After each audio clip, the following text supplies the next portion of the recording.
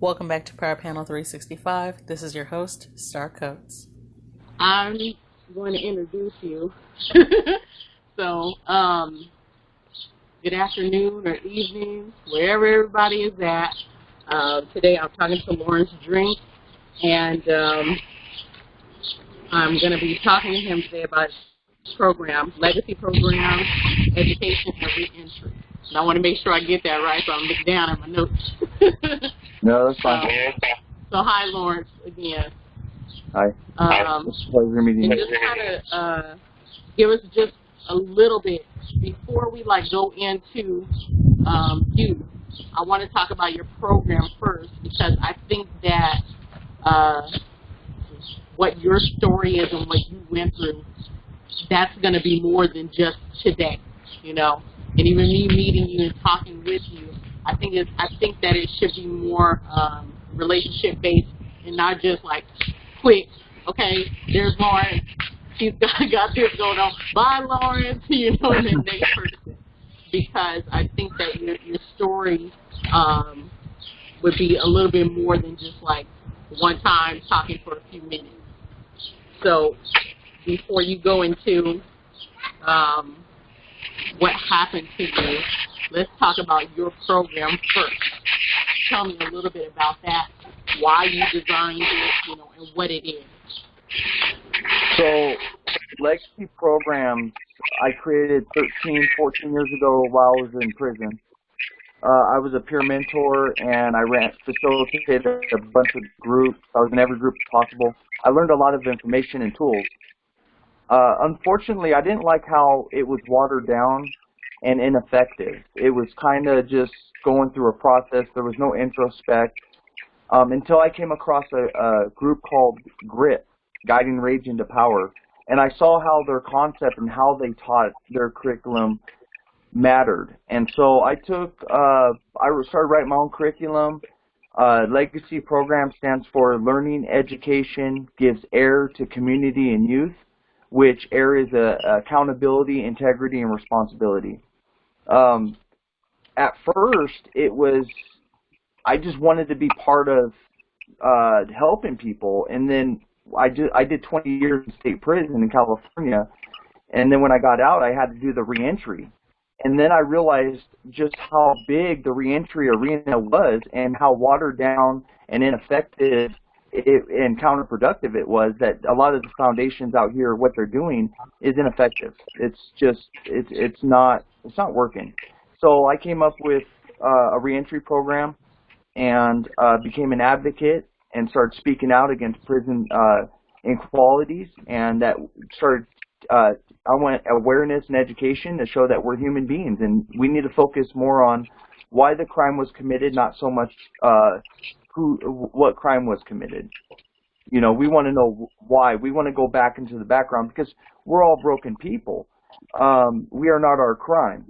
So legacy programs, we address the needs that must be met with the family members, with the community. We get everybody involved because in order to be successful, we all need each other.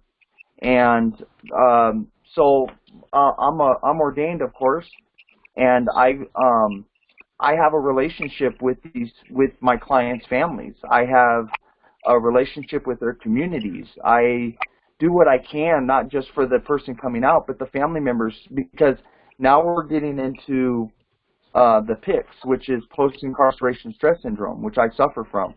And I notice that when I tell my story and when I'm able to relate to the family, I give awareness and I educate them on what's needed for not a successful reentry, but a permanent reentry, because I can't fight loss. That's not my forte. But what I do focus on is keeping my people out and keeping them successful.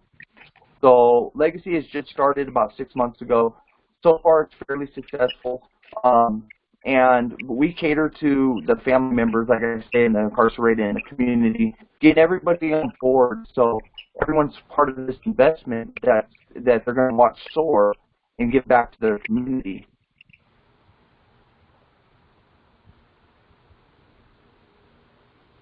Anything else? You said that's so funny. Anything else? Sorry. No, that's a great start, because at least there might be somebody that's like, I don't know if these types of resources exist, and is there anybody out there that can help me? Now, I did watch a few of your videos, and one of the things that you touched on was like when you're first released, how they don't really give you a full instruction, like, go to this place to get, an ID, or go to this place to fill out whatever paperwork, or if you want to claim some of your property when you're in the inside, go and do this, talk to this person. It's kind of a fast release kind of thing, and you're just like back out on the street, and you're getting a whiff of, okay, this is my dose of reality. And as far as I've learned, the education that they give you on the inside, they won't give you things where it'll be vital to you when you get out. So you're kind of stuck. And I'll give you an instance. I had an uncle that was on the inside for so long. He didn't realize, because he went in as a kid. He went in at about 17. So when he got out, he didn't understand, oh, this is how you own a home. Homeowners Association does all these things to you. They'll tell you all these things. You've got to follow all these rules. It got to the point where their washer and dryer had busted, and the water hose from the washer had flooded. And he didn't know something as simple as, let me go outside and turn the water on. So it was just like things that he didn't learn, that once he was on the outside, he was just expected to live life as normal, but he was like, I didn't get to learn a lot of things. And when I went in young, some of those things were stripped from me. So I didn't know how to fill out a job application. I didn't know how to go and get my Social Security number. I didn't know what, a resume was supposed to look like. So it's just, things like that, that you kind of get stripped of. And it's not like they're going to come back in and give you that structure, so that way when you are released, you can go and do simple things like that. And that's the problem. They don't tool you up with a realistic reentry. As once again, I use the word watered down, and when I say watered down, it's because they collect all this money federally, and they pocket it.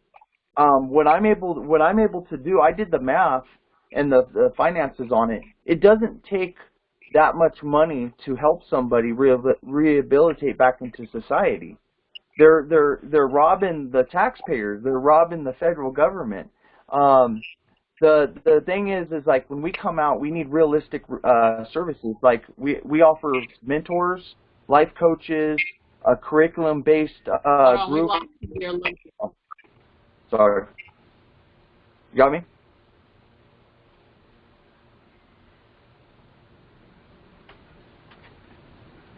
You got it or no?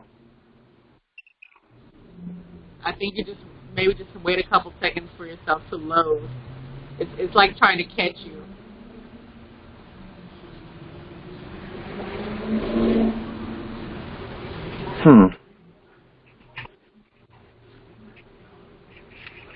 Let me see. Okay. Can you hear me? Yeah. Okay. So that's the problem, is that we need realistic reentry tools, such as mentors, life coaches, guidance. We don't need somebody telling us how to clean a room and never teaching us how to clean. We need somebody to basically take us as children and teach us and walk alongside us to make us successful, because we're 20 years behind some of us. I mean, when I went in, I was 18 years old. I've never had a driver's license. I've never had a state ID. I went from youth authority to prison. So I don't have any of the tools that a lot of these guys have. I don't have job experience. And how do I explain on a resume that I was a porter cleaning toilets, or I worked for HVAC in plant ops in prison? And that's the problem, is that everything that they set me up for out here, saying I was going to have, is they were 100% false. There was no providing from my parole officer. There was no hotel for 90 days. 4 programs denied me that were supposed to cater to us. Huh? Okay. Yeah, now it's catching up with you. Okay. So, where was I? Off, right? Now you were saying that some of the things that you don't like about the reentry, about how they don't give you like the tools or how they don't train you. They told me when I was going to be released that I had 90-day support in a motel. I was released homeless without an ID. They told me to go get an ID. One of my requirements was to have an ID on me, but yet they failed to release me with one. They had 6 months to do this for me, but the problem was I had so much time in the system, I never existed. So they lost me. And when I went to go, and then they would say, well, in order to get your ID, you have to go get your birth certificate. Then I would try to get my birth certificate, and then they sat there and said I didn't exist as well, and that I needed my ID to get my birth certificate. So I ran in circles for about 60 days trying to get.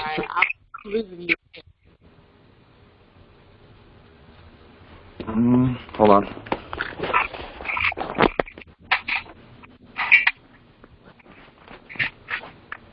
The Wi-Fi is probably because of the weather up here. Yeah, because right now when you just moved, I can hear you clear as day. Okay, is it better?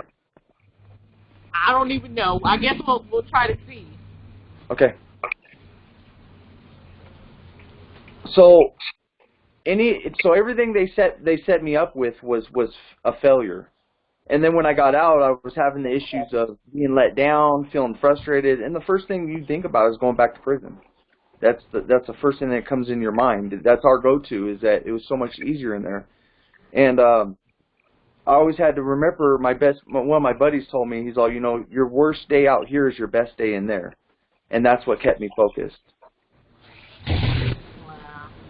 So it was one of those things so when I got out, I was angry, I was pissed off, and I wanted to act out. And so I had to redirect that anger and that frustration into creating my business. And I created a reentry program that caters and makes everything I went through so somebody else doesn't have to go through that. So, and I wanted it to be personable. I wanted it to be where not only do I know the inmate, but I know the family as well. And being able to teach the family of what they're going through, that the prison should have done that. They should have took the time out to say, hey, this is what your loved one's been doing in prison. These are the program he's taken. This is what he learned. This is the progress he's made. And they don't do that. So I've decided to do it. And that's how we my reentry program, my reentry failure and success is what drives me to do better for my people. Wow. And also, are there goals that you're trying to reach right now? I'm trying to make legacy programs nationwide. I don't want it to just be in my town. I don't want it to be in my city. I am trying to touch down in every single state, and eventually this year or next year we should have transitional housing as well. And like I said, it's phenomenal of where this started and where it's ending. And but like I say, I want to be. I'm taking on mentors right now. I want all my staff paid. This is just something that it's just taking time, and I enjoy the ride. And like I said, nationwide is my goal, though. Okay, nationwide is your goal. That's good. Now, with the help and the support of your family, do you have support from your family as well?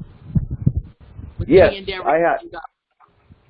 Oh, I have an immense amount. My pastor and his wife took me in when I was paroled homeless, and it was a church that I burglarized when I was 15 years old. Aww. So, Yeah, so they brought me on. I started going to church with them. I went back to the church I burglarized. I became a servant. I learned how to serve my community, and my wife is my rock. If it wasn't for her, I'd never be who I am today. She was the one that stood by me. She was the one that had to reteach me how to be a compassionate human being. So, You know, and it all you know, started with a sandwich and visiting. that's good. And the word says when a man finds a wife, he finds a good thing. I'm blessed. As my pastor tells me, I'm a rich man. Yeah, to have somebody, stick with you, through that. And were you guys together previous to you going in? Yes, we did not meet while I was locked up. We went our separate ways. I was released on a high level 4, and so my lifestyle drastically changed. Where I cut my this world out. Like I had nothing to do with this world, and what happened was, I lost everybody and everything at one point in time. And then slowly but surely, when the time was right, where I think where God said that I was going to protect it and keep it and nurture it, He gave me everything back slowly but surely, like in the book of Job. Wow. And how do you think that the church has played a role in your life? The church is, to sit there, Bethel Lutheran Church, which this is, it's Men of Bethel. And they just took me in. They taught me that love is unconditional. They taught me that you could come back from anything. Not one person in that church judged me for my past. They accepted me open arms and brought me in. And I think that's what played the role in. I had the support network coming out, and which was my church, my wife, my pastor. My family was not my mother and my one of my siblings. They were not for me. They were completely against me. Wow. And what do you think would be one of the highlights of your program that you started?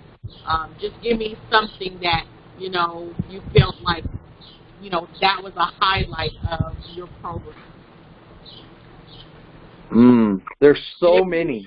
it could be an instance of, like, a particular person that you might have helped. You don't have to name their name, but just, something. Or somebody said, hey, we're going to help fund you, or whatever might have happened. I have so many people that contribute to what the program is today, but to be able to do a barbecue for somebody coming out and to gather the money for them and to introduce them to the community, I think that's the highlight of our program. Just showing somebody, like when I talk to the families, I love talking to the families and explaining what their loved ones are going through, and they always tell me, "Oh, you're right. Oh, I got this." And for me to understand what's not being spoken and to be able to communicate that, I think that's my greatest joy of the program and the greatest success is that it's like having an inside man. Okay. Um, and then if there are some things that you can change about the way that the system works, and I know you expressed earlier your frustrations with them not educating you guys enough for when you're getting out. But if there's something, which I'm pretty sure there's many things, but if you can just give just one instance of the things that you might want change to happen uh, for when people are getting out or even going in, if they have not been educated, what are some of the things that you want to see, the types of change and growth that you want to see in that department? I want to see more of us coming out and speaking out. I wanted to see more of the advocates coming together and moving in one direction rather than 20 different ones. Where our voice is heard, it's loud, and it's there. The other thing is that there needs to be more oversight. The people that are in charge of letting us out and monitoring us, they are invested in us coming back, and that's where I have this issue of we are set up to go back. And if you are not mentally fit, if you don't have the proper support, you're going back. And they allow us to sabotage ourselves because they set us through these impossible roadblocks. And it's almost like it's just they know what they're doing to us, and we need more oversight. We need more people speaking out, and for us, by us, about us. We need to speak up, and I want the community to be more involved in who's coming into their neighborhoods. I want them to, their voice matters. All of our voice matters, but to have this, I want the community to invest more into the success of the people coming out instead of just shunning them. But I think that the system has a big role to play in that because they scare the public.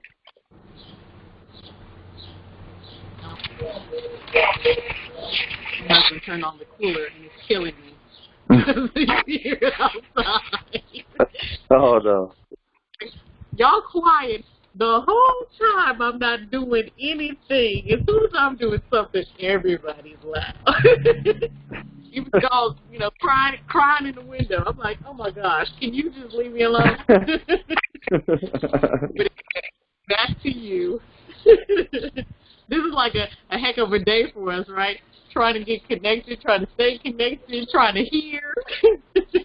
You know what, though? I think it's when we're struggling with things, even something as simple as this, that makes us grow. Yeah. I think because we figure things out. I mean, if you have the mentality that you want to fix it, you go through a checklist and you make sure that doesn't happen again. And I think little things like this, and that's what I explain in my program, is reentry is not one-dimensional. It has everything to do with anything, even walking outside. Like reentry for me is walking outside my backyard and not seeing gun towers, because I always look for them. I always look for the electric fence and stuff, and these are some of the things that reentry is. It's little things that normal people take for granted, and it's just something that I do too. Like I mess up on my phone or my apps or my computer, and I have to fix it, and then I just prepare myself better next time. Right, because we're human, right? Yeah. Now, is there anything that you'd like to add? Let me see too. And besides the program that you're running, are you into anything else? Do you have any hobbies that you do, side work, or anything else that you'd like to do? A lot of my work is on Facebook. You could find me on Each One Teach One with Tamara and Matthew. I work with We Are Their Voices with Sally, Renee, and Juanita.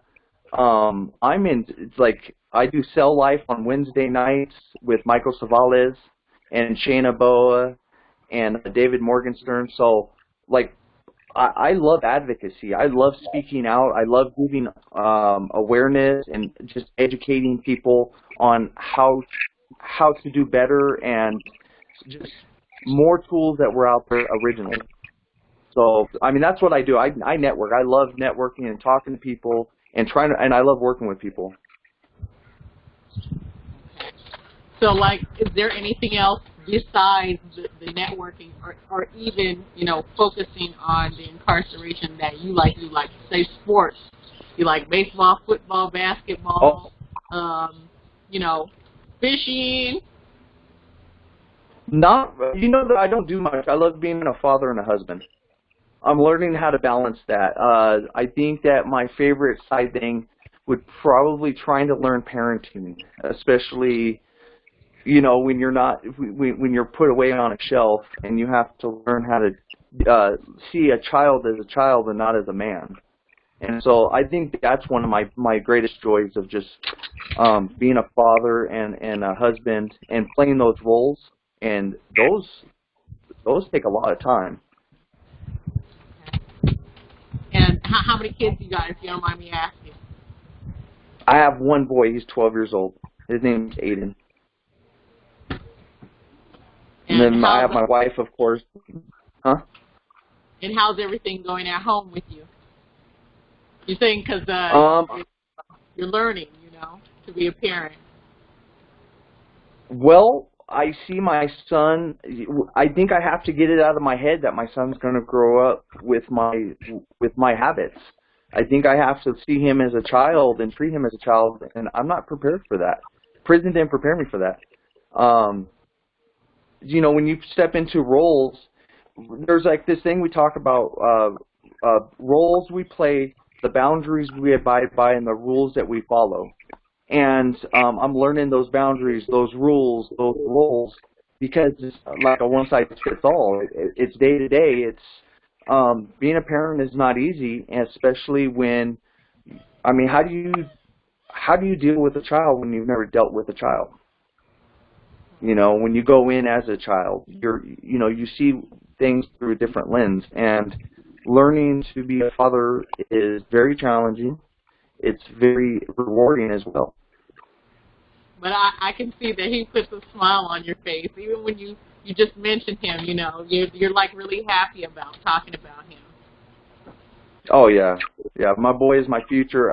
My goal is to where the cycle stops, and he becomes a better man than I could ever be. That's my goal. Good.